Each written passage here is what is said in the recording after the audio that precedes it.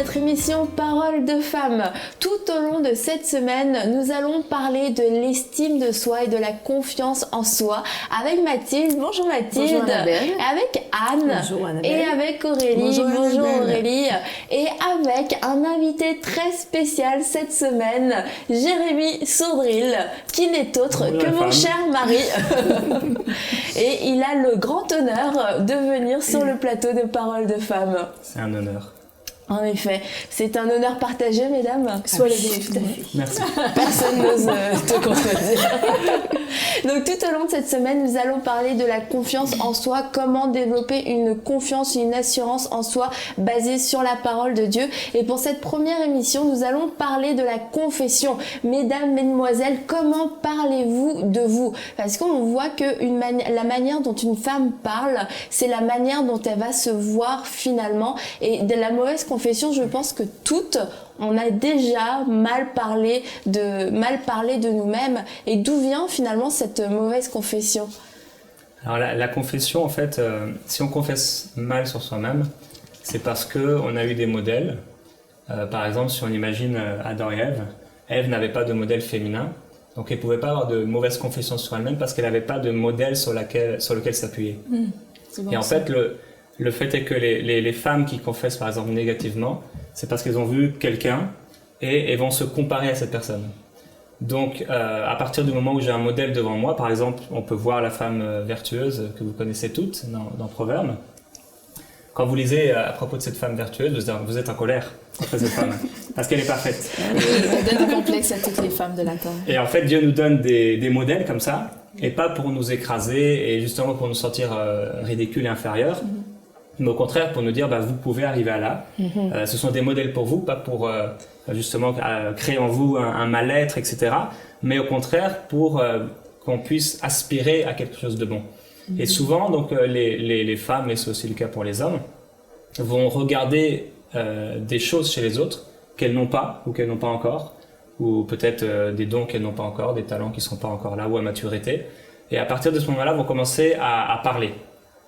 Et c'est tout un système de pensée, en fait de croyances, on va parler des croyances qui se forment en nous, qui va se développer, et tout un système de pensée qui va créer en fait une mentalité chez la personne, et toutes sortes de confessions donc négatives. Donc en fait tout ce qu'on va dire de notre bouche, c'est juste le résultat, la conclusion déjà de tout un mécanisme de pensée. Il y a déjà quelque chose de bien formé en nous avant que ça puisse sortir. Et du coup il va falloir qu'on s'attaque directement à nos pensées pour pouvoir changer notre confession. Ouais, notre confession en fait c'est le reflet de notre âme.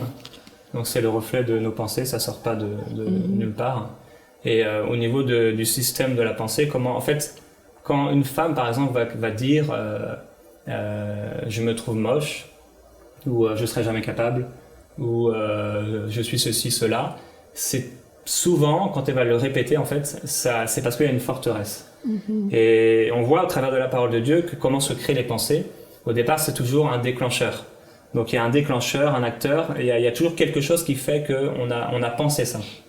Ça peut être, on a eu des mauvaises notes à l'école, ça peut être des paroles de personnes, mais ça peut être aussi des pensées démoniaques, donc des oppressions qui viennent avec des pensées, et qui créent en nous au départ des pensées. Donc des déclencheurs qui sont là, ça peut être des traumatismes, et là on va commencer à avoir des pensées qui vont se créer, et quand cette pensée est là, ça va devenir un raisonnement. Donc la femme par exemple va commencer, si on lui a dit, si elle a eu des mauvaises notes, imaginons quelqu'un qui a eu des mauvaises notes dans son enfance tout le temps, donc ça crée une pensée chez elle, et ça crée une pensée je suis nul. Et plus elle va l'alimenter, plus elle va y penser, plus ça va créer un raisonnement. Et là c'est quelque chose de beaucoup plus fort, parce qu'on a tous des pensées. La Bible dit par exemple que Jésus a été tenté en toutes choses comme nous. Pourtant il a jamais péché. Donc Jésus a toujours fait en sorte que les pensées qu'il recevait n'arrivent jamais à exécution, à une action ou à des paroles négatives. Et Jésus n'a jamais d'ailleurs confessé négativement. Il a toujours confessé bibliquement, positivement, grâce bien sûr à la parole de Dieu.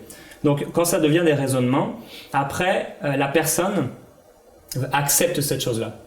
Donc la personne va en fait entrer dans un domaine ou une phase d'acceptation en se disant cette pensée-là, parce qu'on accepte, on dit pas quelque chose comme ça juste parce qu'on nous l'a dit, mais il y a eu tout un processus en nous, de cette pensée qui se forme, de ce raisonnement qui est créé, et de cette acceptation.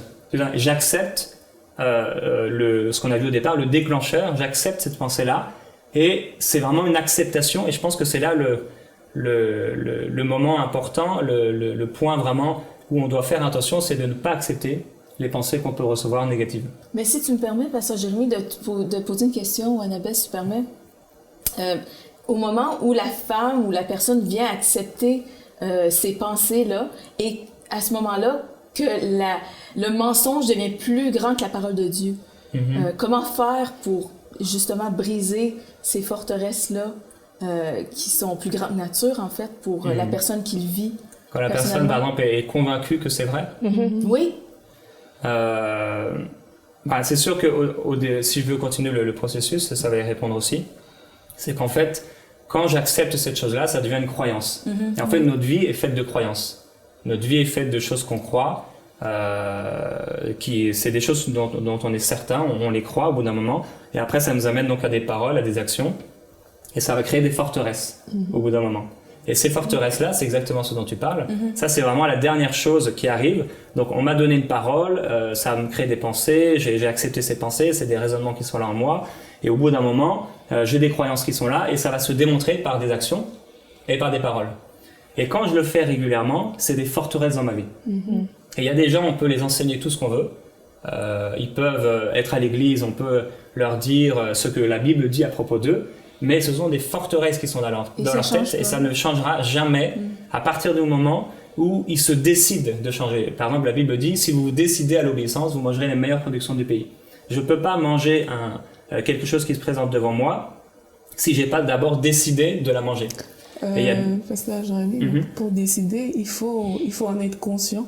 Mais généralement, justement, je pense que quand on atteint le stade où c'est une forteresse, on n'est pas forcément conscient que c'est en nous, que c'est profondément ancré. Donc, comment faire au final pour briser ce lien-là? C'est sûr que la Bible nous montre que la parole est comme un miroir. Donc, plus on va méditer la parole de Dieu, plus on va réaliser que, en fait, à chaque fois, c'est l'exemple de la femme vertueuse. Je lis la femme vertueuse et je me dis, j'en suis pas arrivé là. Donc automatiquement, même si je suis pas conscient de ma vie, de mes faiblesses, je vois cette femme qui par exemple elle travaille la nuit, elle voit un champ, elle l'acquiert, et je me dis mais moi je suis pas du tout une entrepreneuse, moi j'ai du mal à prendre des décisions, et là forcément même si quelqu'un n'a pas conscience, elle va quand même réaliser que la parole en fait, si Jésus parlait de l'amour de la vérité, si la parole nous en parle, si j'ai l'amour pour la vérité et que je suis en face de la parole de Dieu, je ne vais pas l'oublier et je ne vais pas faire comme s'il n'y avait rien, mais automatiquement, il y a quelque chose qui me parle. Et je me dis, oui, effectivement, la parole me dit quelque chose et actuellement, ce n'est pas ce que je vis. Et donc, c'est une décision qu'on va prendre à ce moment-là, de changer et de se repentir, de se dire, je pense d'une mauvaise façon. Et c'est là aussi qu'on va arriver à un élément important par rapport à la pensée, par rapport à la confession qu'on a sur soi. C'est l'apôtre Paul disait par exemple quand je suis faible c'est là que je suis fort. Et quand on voit l'apôtre Paul, la vie qu'il a eue, c'était quelqu'un de très éduqué, c'était quelqu'un qui avait tout, quelqu'un de reconnu par les religieux, quelqu'un de reconnu dans son monde, etc. Il avait tout eu, il était très bien enseigné, mais c'est quelqu'un qui lorsqu'il a rencontré Christ, il dit moi j'ai regardé toutes ces choses là comme de la boue. Donc il a considéré qui il était avant, il a considéré Christ. Il a dit, moi, je vais poursuivre Christ. Et toute sa vie, jusqu'à la fin de sa vie, où il dit, j'ai pas encore atteint le but, mais je suis encore en train de le poursuivre.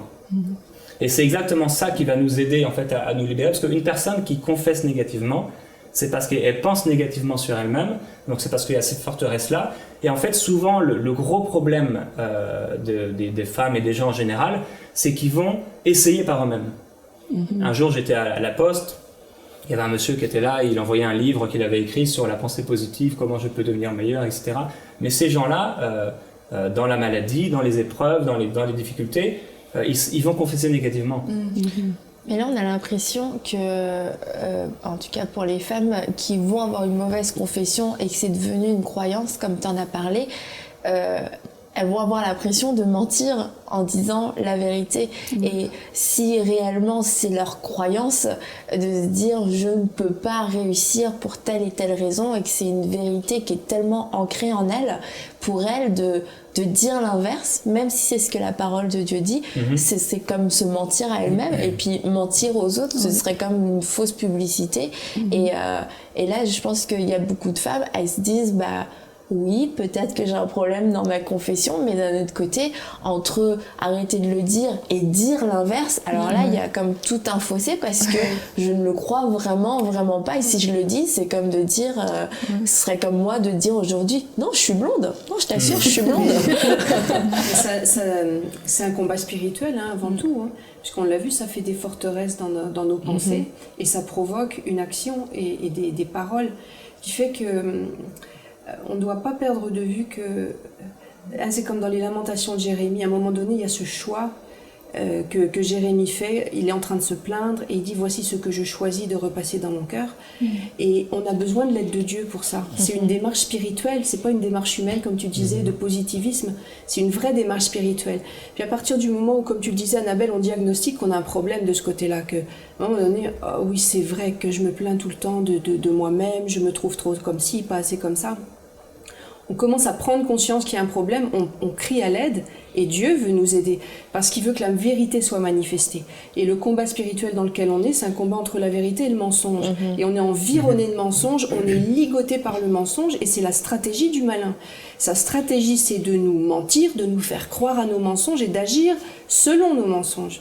Donc c'est un combat spirituel, donc il faut s'attaquer non pas humainement, mais spirituellement au problème. Et face à une réalité, par exemple, supposons que quelqu'un est malade, c'est visible, il a des plaies par exemple visibles, mais face à cette réalité, la personne ne peut pas dire je suis guérie, parce que c'est là on parlait pas de guérison, on parlait des pensées, on parlait de confesser des choses négatives vraiment sur soi.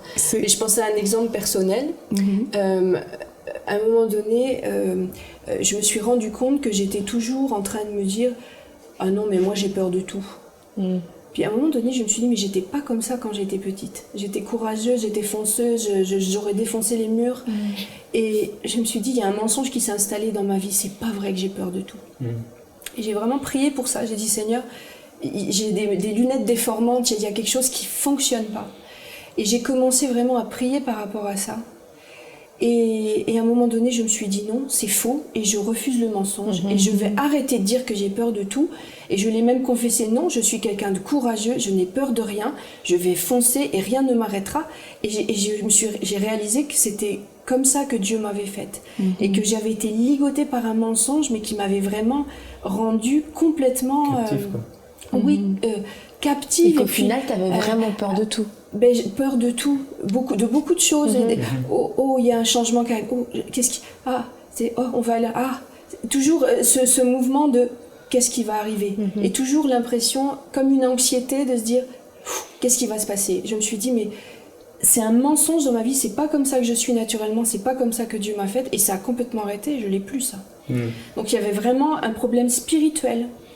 Et dans ce que tu dis, mais c'est aussi le cas pour la guérison, c'est qu'en fait, si Annabelle, tu disais, les femmes ne veulent pas mentir en disant la parole de Dieu, c'est là qu'on doit réaliser c'est quoi la vérité. C'est ça. Mais oui. Et si vraiment ce qui anime la femme, c'est oh non, je ne veux pas mentir, ce serait genre un péché, la parole de Dieu est la vérité. Exact. Donc oui, quelqu'un qui a des plaies sur lui pourra dire je suis guéri, parce que la parole le dit. Mais en même temps, l'apôtre Paul disait c'est quand je suis faible, c'est là que je suis fort. Donc il n'était pas en train de renier ce qu'il était, les faiblesses et ce qu'il ressentait. On sait qu'il y avait tout un tas d'esprits méchants qui combattaient contre lui dans le ministère, etc. Partout, il y avait des oppressions, etc. Donc ça crée tout un tas un état de faiblesse. Des fois, on l'a frappé, il a vécu tout un tas de choses. Et obligatoirement, ça a créé des choses dans sa vie où il a dû considérer qui il était déjà avant, mais ce qu'il vivait, et considérer Christ. Et je pense qu'une façon de changer notre estime de nous-mêmes et notre confession, c'est vraiment de se reposer sur Christ. Ah bah oui. Parce que si on essaie par nous-mêmes, comme on l'a dit, ça ne fonctionnera pas.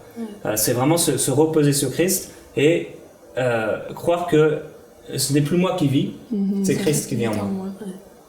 Et à partir de ce moment-là, ça change complètement nos pensées.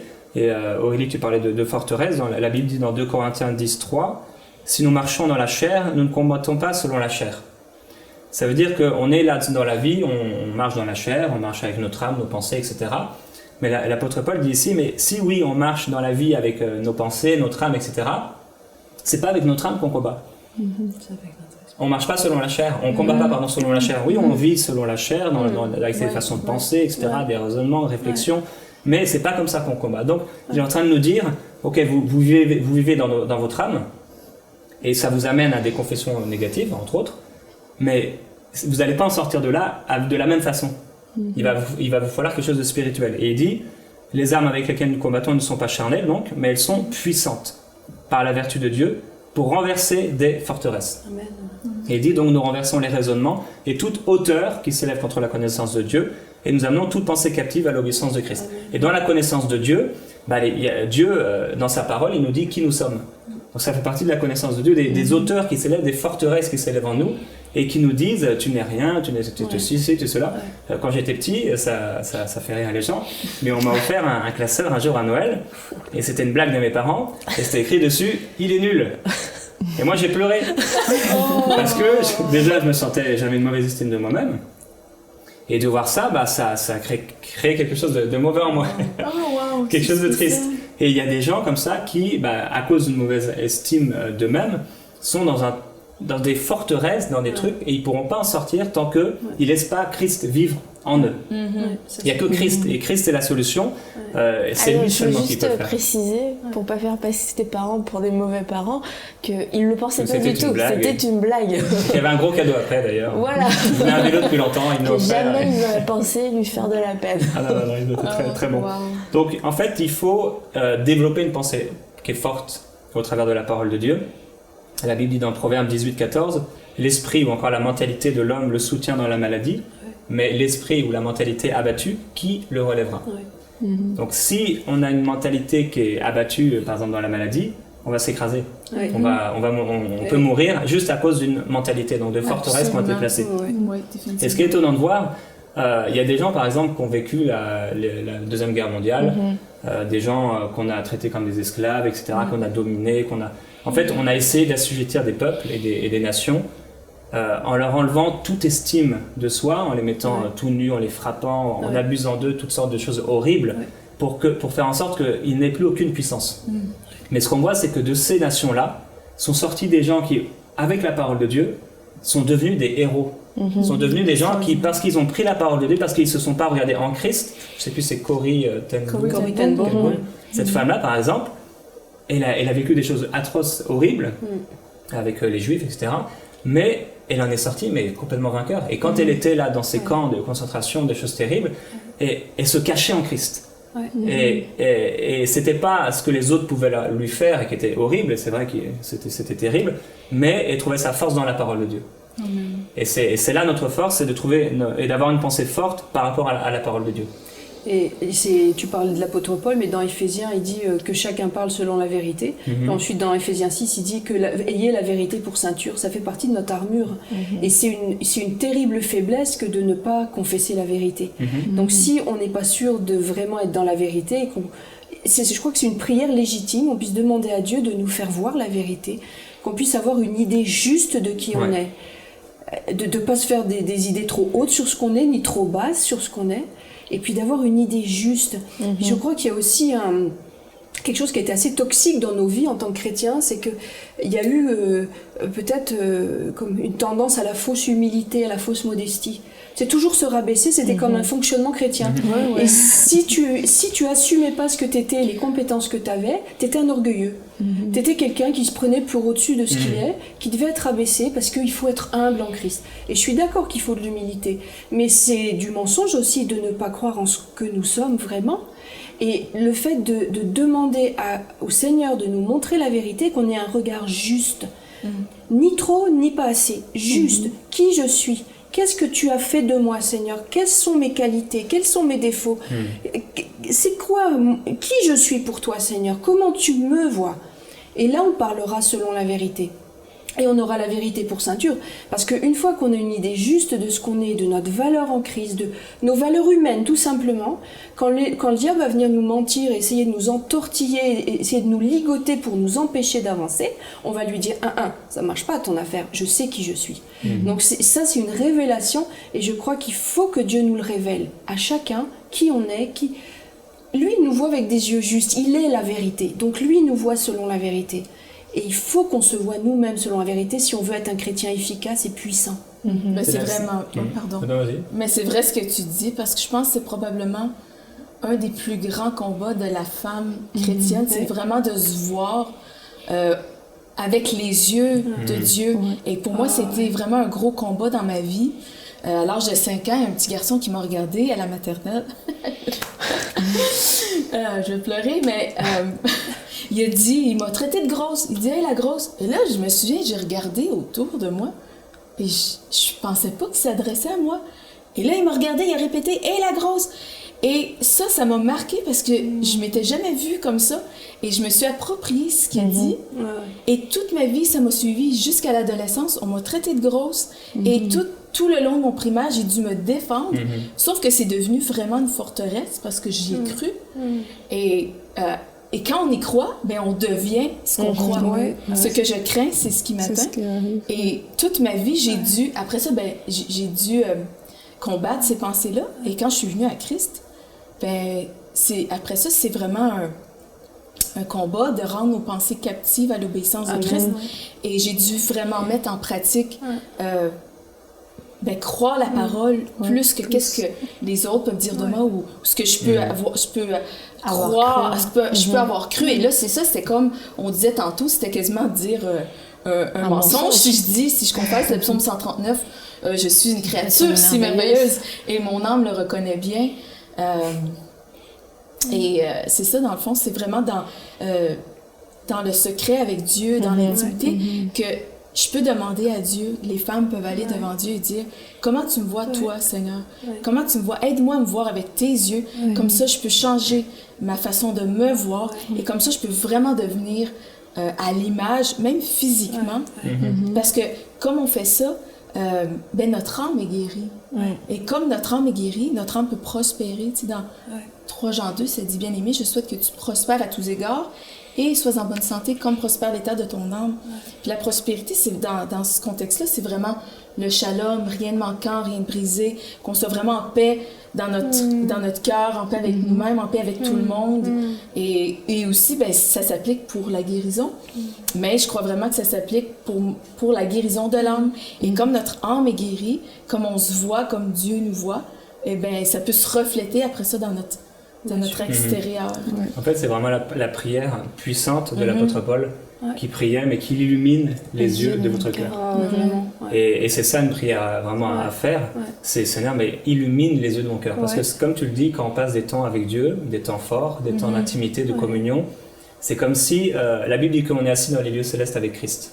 Ça, c'est notre réalité, c'est la vérité. Dans notre esprit, nous sommes assis dans les lieux célestes avec Christ. Et quand on est en communion avec le Seigneur, qu'on prie, qu'on passe du temps avec lui, on se voit tel que nous sommes et on arrive à nous percevoir. En fait, on voit la terre, les choses, les éléments, la vie, telle que Dieu la voit. Parce qu'on commence à regarder avec les yeux de notre cœur. Donc c'est une prière importante à faire qui illumine les yeux de votre cœur. Et c'est ce que tu as dit aussi par rapport à la vérité, au mensonge, etc. C'est un point important pour avoir une confession qui est bonne, c'est rétablir la vérité. Et ça, c'est quelque chose que j'ai appris dans ma propre vie, en commençant à entendre des gens qui disaient des choses, pas forcément sur moi, mais des fois des gens qui sont à côté de toi, même des chrétiens parfois qui commencent à parler, et là ils parlent de maladie, ils parlent de malheur, ils parlent de choses comme ça, et j'avais commencé à pratiquer ça, et pour moi-même, je disais, je parlais la parole de Dieu. Et j'ai appris que quand j'entends un mensonge, je rétablis la parole de Dieu. Tout de suite. Automatiquement, je la rétablis. Parce que ça va empêcher cette semence de matin de venir en moi. Et on connaît ce qu'a dit un homme il y a bien longtemps, des dizaines et des dizaines d'années. Il a dit on ne peut pas empêcher aux oiseaux de voler au-dessus de nos têtes, mais on peut les empêcher de faire un nid. Exact. Et c'est ça, quand on entend des paroles des gens, on peut empêcher à ces oiseaux de faire un nid Ouais. sur nous, dans nos têtes, et de nous amener à des confessions qui sont On le mauvaises. voit dans la Bible, hein, que la parole, c'est quelque chose de puissant. C'est créateur. La parole est créatrice. On l'a vu dans ce qui est bon, la parole de Dieu, hein, et c'est aussi vrai dans le négatif. C'est-à-dire que si on va se laisser, comme tu disais, laisser les oiseaux faire leur nid, là, si on commence à laisser une pensée s'installer, forcément, à un moment donné, on va le confesser. Et quand on va le confesser, on va comme rendre réel quelque chose qui ne l'était pas Exactement. encore. Et là, on va commencer à s'installer dans une situation. Donc avant même que de le confesser, il faut l'arrêter. Et si on a laissé confesser, ou qu'on sait qu'on a confessé soi-même des choses fausses sur nous-mêmes, eh bien, il faut j'allais dire dénouer, hein, ce qui a été lié. Rétablir vraiment. Il faut vraiment rétablir et à voix haute et le dire vraiment clair. C'est un mensonge, je refuse ce mensonge, Exactement. c'est comme ça. Et jusqu'à C'est- temps que la parole de Dieu devienne plus réelle que le mensonge. Mais bien sûr, parce qu'elle est plus il faut réelle. la verbaliser. Ouais, c'est La ça. parole, elle a quelque chose de puissant. Hein, et si on verbalise des choses fausses, on les rend réelles, ces choses fausses. Moi, je me souviens de quelqu'un de proche de moi qui disait toujours « Oh, mais je trouve pas à me marier parce que j'ai pas les yeux bleus ». Ce qui est, vous en conviendrez, quelque chose d'assez ridicule. Parce que si avec les filles les yeux bleus qui étaient mariées sur la terre, il y aurait pas beaucoup de monde de mariés. Mais c'est un mensonge de dire « Je me marierai pas parce que j'ai pas les yeux bleus ». Nous, ça nous paraît ridicule, mais cette fille, elle était complètement prise dans ce mensonge-là. Puis elle le répétait en boucle, puis elle se mariait pas, parce que après tu agis en conséquence, tu perds confiance en toi, tu t'es complètement 20% de tes capacités quand tu crois un mensonge comme ça. Alors quand on commence à confesser des mensonges, on vit le mensonge. Elle confesse qu'elle se mariera jamais, parce que son mensonge, ça va entraîner une façon d'agir, un manque d'assurance dans ses relations avec les autres, ou d'éventuels jeune homme qui aurait pu se présenter, elle aurait été complètement décontenancée parce qu'elle n'avait pas les yeux bleus, avec l'idée de la conviction que les hommes de toute façon n'aiment que les yeux bleus. Donc c'est tellement important de surtout pas verbaliser ce genre de choses. Puis si on a commencé à s'enfermer dans ce mensonge-là, de le détricoter. Moi je dis, l'ennemi tricote, il faut détricoter tout ce qui tricote. La vie et la mort sont au pouvoir de la langue. Ouais. Donc finalement, c'est Ouais. vraiment tout ce qu'on dit Ouais. sur nous, tout ce qu'on proclame qui va faire la différence. Exactement. Peut-être pour terminer un peu, ce que ça va créer, c'est des exagérations. Ouais. Et pour donner une dernière image, c'est un peu le peuple d'Israël qui est là, et qui au début ils sont en train de dire on a vu des géants qui étaient là dans le pays promis, et on était comme des sauterelles à leurs yeux. Et en fait, à la fin, on voit de leur discours, ils vont dire tout le peuple a été composé de gens de haute taille. Et ça va créer des exagérations Ouais, dans notre confession, et bien sûr, c'est devenu des sauterelles. Donc, vous l'aurez compris, la confession, ça demande un certain travail sur soi, d'accepter la vérité. Mais comme on l'a dit tout au long de cette émission, si vous avez l'amour pour la vérité, si vous voulez vraiment connaître la vérité vous concernant votre réelle identité, comment Dieu vous voit, vous avez juste qu'à le demander à Dieu. Et alors qu'il va vous le révéler au travers de sa parole, c'est de l'accepter et de le confesser et de changer aujourd'hui ce que vous dites, que vos modes de pensée soient totalement bouleversés par la vérité de la parole de Dieu. C'est possible, mesdames. Et je vous dis merci à Mathilde qui est très belle et à Anne qui est forte et courageuse. Et à vous tous, merci Jérémie. Et puis on se retrouve pour une prochaine émission de Parole de Femmes.